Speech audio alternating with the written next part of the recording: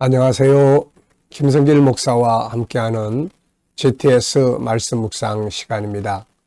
오늘은 8번째 주간의 둘째 날 묵상입니다. 오늘 묵상의 주제는 중요한 것 찾기가 되겠습니다. 먼저 본문 말씀 속에서 또 우리의 삶에서 내 일생에서 또 오늘 우리가 어떤 사람과의 만남이 있다면 만남 속에서 또 비즈니스나 업무에서 우리 아이들은 공부하거나 독서에서 중요한 게 뭔가. 이 중요한 게 뭔가를 잘 찾는 것이 아주 중요하죠. 그냥 일반적으로 살아가는 것보다 여기서 중요한 게 뭔가, 왜 중요한가, 더 중요한 건 없나. 이런 부분들을 생각을 하면 중요한 것들을 찾아서 더 낮게 살아갈 수 있고 변화와 발전이 만들어질 수 있거든요. 제일 중요한 게 뭔가? 자, 이 질문을 계속하면 변화를 만들어낼 수가 있습니다. GTS 묵상은 매일매일의 역동성 있는 신앙생활과 함께 그리고 삶의 현장의 변화와 발전을 위해서 만들어졌습니다. 아이들에게는 재능 개발과 학습 능력을 키워주기 위해서 만들어진 겁니다. 이걸 위해서 572의 구조가 들어있습니다. 5는 그림을 보고 분석하는 훈련인데요. 생각의 기능을 활성화시켜주는 그런 프로그램이에요. 5가지의 내용 분석. 자, 7은 7가지의 주제입니다. 그래서 매일매일 그 주제를 따라가면 변화와 발전이 만들어지게 됩니다. 이 7가지 주제를 한꺼번에 모아서 사용을 하면 이렇게 점검표가 됩니다. 컨설팅의 도구가 돼요. 그리고 아이들은 독서지도, 학습지도에 좋은 도구가 됩니다. 월요일 날 저녁에는 제가 항상 아이들과 이 7가지 방법으로 독서 나눔을 갖습니다. 이 독서를 읽는 것도 중요하지만 이게 이제 유익이 되는 영양 공급이 되는 그런 독서가 되어야 되거든요. 근데 7가지 주제로 나눌 때 좋은 결과를 얻습니다. 자, 그리고 주님과 소통하고 영감 얻는 훈련, 질문 만들기. 요게 572의 구조예요. 자, 572 잘 활용하시면서 항상 은혜롭고 좋은 삶이 되시기 바랍니다. 자, 오늘도 그림 분석부터 시작을 하죠. 이 그림을 보시면 어떤 느낌이 드십니까? 이게 지금 부활의 장면인데요. 아주 참 그림을 정말 잘 그린 것 같습니다. 이렇게. 자, 그래서 돌 무덤 사이, 무덤으로 올라갔어요. 이 여인들이. 자, 그리고 이제 거기서 이 돌문이 열려져 있고 아주 빛이 발산되는 그런 그림이고 새벽이 밝아오는 표현을 참 잘한 것 같아요. 자, 이거 보시면서 어떤 제목이 떠오르시는지 또 어떤 느낌들이 드는지 적어 보십시오. 저는 제목을 간절함과 기적의 경험 이렇게 적었어요. 간절함과 기적의 경험. 이 간절함, 예수님의 예수님께 대한 사모하는 마음. 이 여인들이 지금 이 무덤에 올라간 이유는 물론 주님의 말씀을 생각하지 않고 무덤에 올라간 것은 잘못된 거예요. 분명히 주님은 죽으실 때에 부활하신 다음에 갈릴리로 간다는 말씀을 하셨기 때문에 이분들이 만약에 이 믿음이 있었다면, 말씀에 대한 믿음이 있었다면 지금 여기 안 가죠. 여기 뭐하러 갑니까? 갈릴리로 갔겠죠. 근데 주님이 말씀하신 것들을 다 잊어버리고 있어요. 그래서 예수님은 지금 시체로 무덤 속에 있다라고 생각을 했고 그것을 주님에게 향유를 발라주고 그러기 위해서 지금 올라간 거죠. 그러니까 하나는 열정, 열심, 주님에 대한 사랑의 열심. 이것은 본받아야 될 부분이고 말씀을 믿지 못하고 올라간 것은 우리가 경계 삼아야 될 내용이에요. 자, 이 열정이 부활의 주님을 제일 먼저 만나게 된 거죠. 분석해 보겠습니다. 우선 무덤, 빛이 쫙 나오고 옆에는 입구를 가렸던 돌로 만들어진 그런 돌문, 그리고 놀래는 여자분 세 분, 그리고 빛, 밝아오는 새벽, 아침의 모습, 저 뒤에 바로 십자가가 있고요. 세 개. 자, 보이지 않는 부분에는 자, 우선 여인들의 마음, 이 상황을 처한 여인들의 마음은 어땠을까? 그리고 지금 이 일의 원인은, 이유는 뭔가? 죽으심, 부활. 이 속에는 엄청나게 많은 연구의 내용들이 들어있죠. 예수님의 부활, 우리의 부활, 왜 부활이 필요한가? 뭐 이런 부활론에 대한 중심이 여기에 있습니다.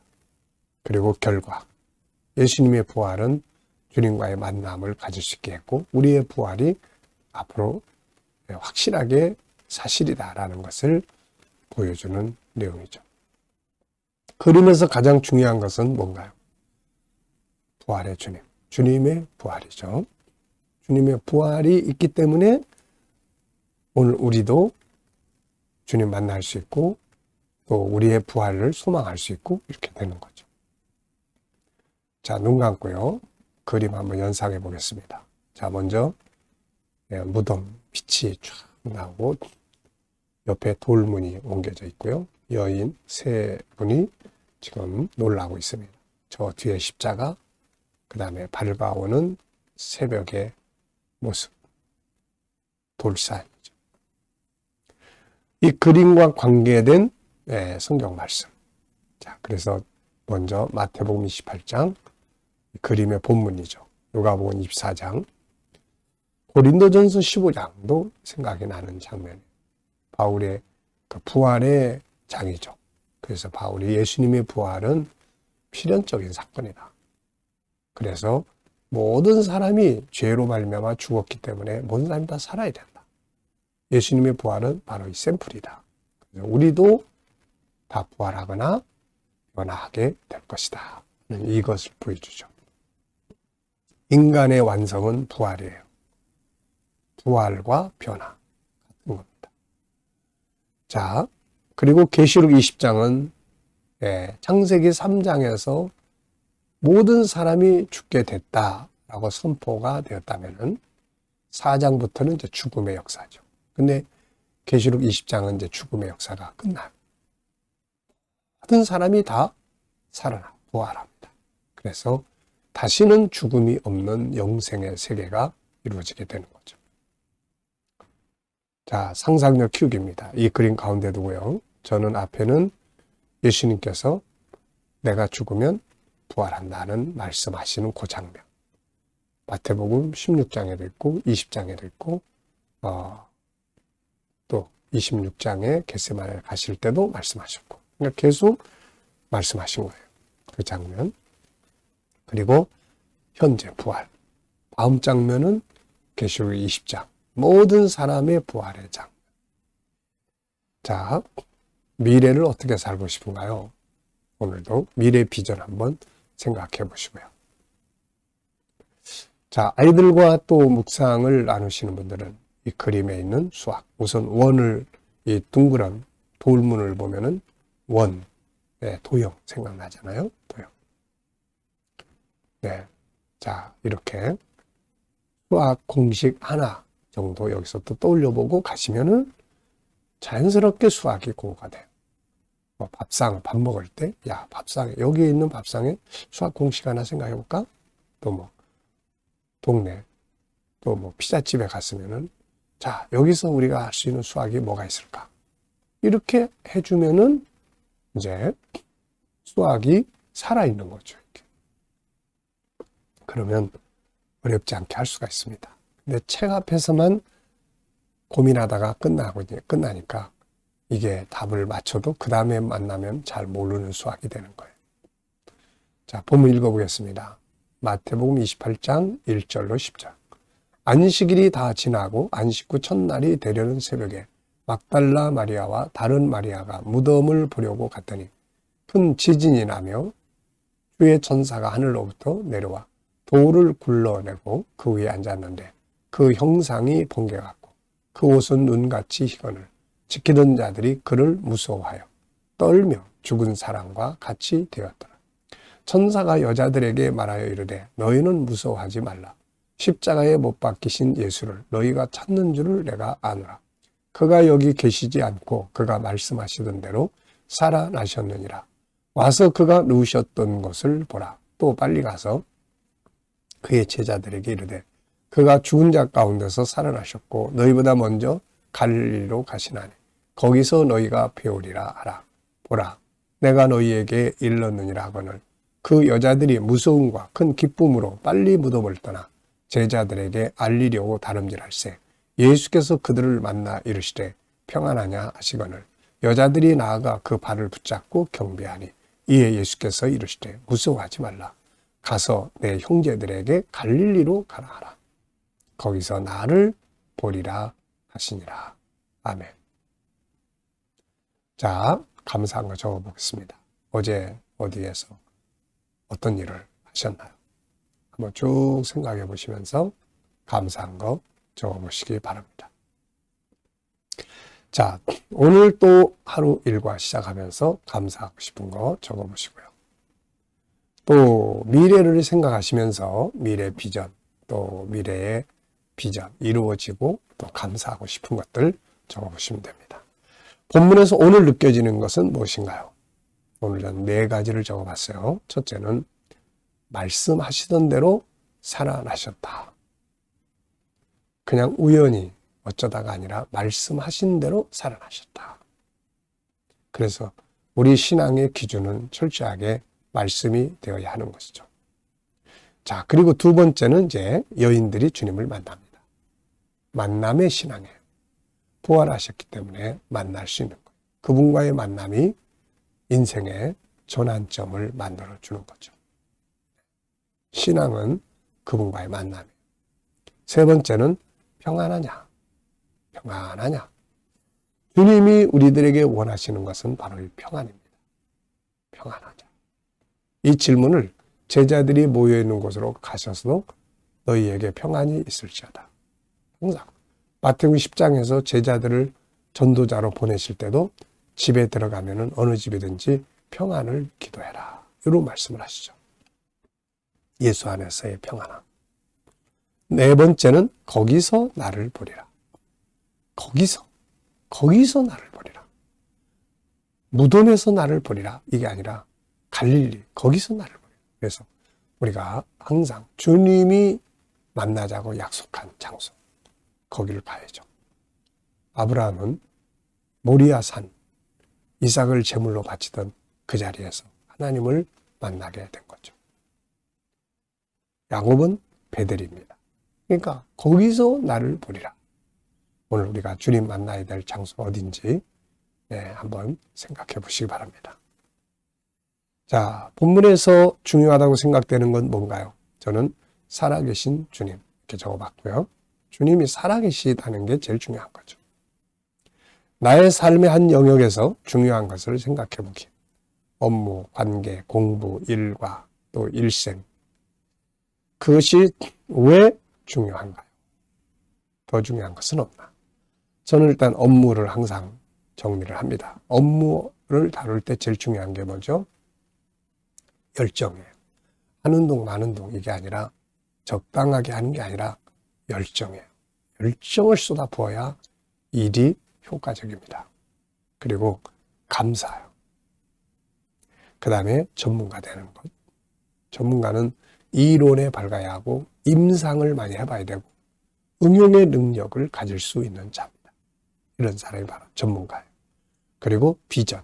내가 하는 일이 오늘로서 끝나버리면 오늘도 재미가 없죠. 근데 내가 하는 일에 통해서 미래에 뭘 할 것인가를 생각을 하면은 아주 좋은 오늘의 삶이 만들어질 수가 있습니다. 자, 또 하나는 일생에서 중요한 것, 어제 제가 말씀드렸던 거죠. 저는 5가지, 영성, 사명, 건강, 관계, 그리고 환경. 여러분들도 이 주제 하나 골라서 뭘 중요하게 여겨야 되는지를 살펴보십시오. 질문 만들기입니다. 질문의 차이가 인생의 차이를 만든다는 거 계속 말씀드리고 있어요. 왜, 무엇을, 어떻게, 만약. 질문을 많이 해야 합니다. 질문을 많이 해야 돼요. 우리나라 사람들은 질문 잘 안 해요. 애들도 질문할 거 있어요? 그러면 없어요. 질문 잘 안 해요. 이게 재능의 문을 막아버리는 거예요. 근데 서구 사람들이라 유대인들 질문 어마어마하게 많이 합니다. 이 사람들은 선생님이 아이들한테 질문을 했을 때 질문할 거 있어요? 그런데 질문을 안 해. 그러면은 두 가지 중에 하나로 생각을 해요. 하나는 저가 좀 모자란 아이인가? 그 다음에 또 하나는 지금 날 무시하는 거야? 이렇게. 그래서 항상 뭐를 배웠으면 배운 것에 대해서 또 더 확장시켜서 질문들을 합니다. 근데 우리나라 애들은 이거 공부하면 그냥 빨리 덮어버리고 끝나버리지 이걸 가지고 질문, 토론 이런 걸 안 한다는 거죠. 이렇게. 질문을 만들어서 훈련을 해야 됩니다. 자, 저는 질문을 이렇게 만들었어요. 1절, 2절인데요. 안식일이 다 지나고 안식 후 첫날이 되려는 새벽에 막달라 마리아와 다른 마리아가 무덤을 보려고 갔더니 큰 지진이 나며 주의 천사가 하늘로부터 내려와 돌을 굴려내고 그 위에 앉았는데, 자, 저는 질문을, 여인들은 왜 무덤으로 갔을까? 자, 왜 여인들은 무덤으로 갔을까? 우선 현실적으로는 주님을 사랑하고 그리고 주님의 시체에 또 이렇게 향유를 붓기 위해서 그곳으로 갔어요. 근데 조금 더 거슬 안에 들어가 보면은 말씀에 대한 불신입니다. 잊어버린 거예요. 말씀을 기억하고 살아야 되는데 갈릴리로 가리라는 이 말씀을 기억해야 되는데 잊어버린 거예요. 말씀이 없는 열정, 이런 결과를 마주하는데 또 더 조금 들어가 보면 결국 무덤으로 가는 길은 슬픔의 길이에요. 슬프잖아요. 이거죠. 죽음의 현장은 슬픈 겁니다. 만약에 갈릴리로 갔으면은 이 사람들은 희망에 들떠가지고 주님을 기다렸을 거예요. 왜 무덤에 갔을까? 네. 자, 인간관계 잘하기 위해서는 뭘 해야 되나요? 세 가지 전 항상 생각합니다. 첫째, 구원. 상대방을 구원해야 되겠다. 두 번째는 대화법. 그 다음에 조금 손해보기. 그러면은 좋은 관계를 만들어 갈 수 있습니다. 자, 이 시간은 주님과 소통의 시간입니다. 자, 눈 감고요. 본문 한번 떠올려 보십시오. 433. 7가지 주제 생각해 보시고요. 그리고 오늘의 삶의 현장을 놓고 주님께 묻습니다. 주님, 오늘 이 사람 만나는데 무슨 말 하면 좋을까요? 어떻게 대하면 좋을까요? 오늘 이 문제 해결해야 되는데 주님 어떤 말씀을 붙들고 하면 좋을까요? 주님이라면 어떻게 하시겠습니까? 자, 그리고 기다려 보시면 주님이 주시는 지혜, 말씀, 감동, 확신, 이런 영감을 얻게 됩니다. 오늘도 이 영감을 가지고 좋은 하루 되시기 바랍니다. 기도하고 마치겠습니다. 주님 감사합니다. 오늘도 주님의 부활의 말씀을 묵상하면서 많은 것들을 생각하게 해주심을 감사합니다. 묵상에 함께하는 모든 성도들, 가정, 직장, 사업장에 오늘도 복되게 하시고 형통케 하여 주옵소서. 새로운 일터를 구하는 사람들에게는 좋은 일터들이 예비될 수 있게 하여 주시고 또 어려운 문제를 안고 기도하는 성도들에게 감당할 힘을 주시고 합력하여 선을 이루게 하시며 치료받는 교우들에게는 치유의 능력이 강하게 역사해 주시옵소서. 혼란스러운 이 나라를 지켜 보호해 주시고 속히 모든 전국이 안정되고 발전하는 나라 또 거룩한 땅 선교의 나라 되게 주시옵소서. 주님 오늘도 세계 곳곳에서 복음을 위해 수고하시는 선교사님들과 저들의 사역 가운데 함께해 주시고 오늘도 KDM을 통해서 천국 복음이 더욱더 온 세계에 전파되고 또 GTS 묵상이 더욱 많은 사람들에게 보급되게 하시고 또 다음 세대를 양육하는 일에 귀하게 사용되게 하여 주시옵소서. 감사하며 예수님의 이름으로 기도하옵나이다. 아멘.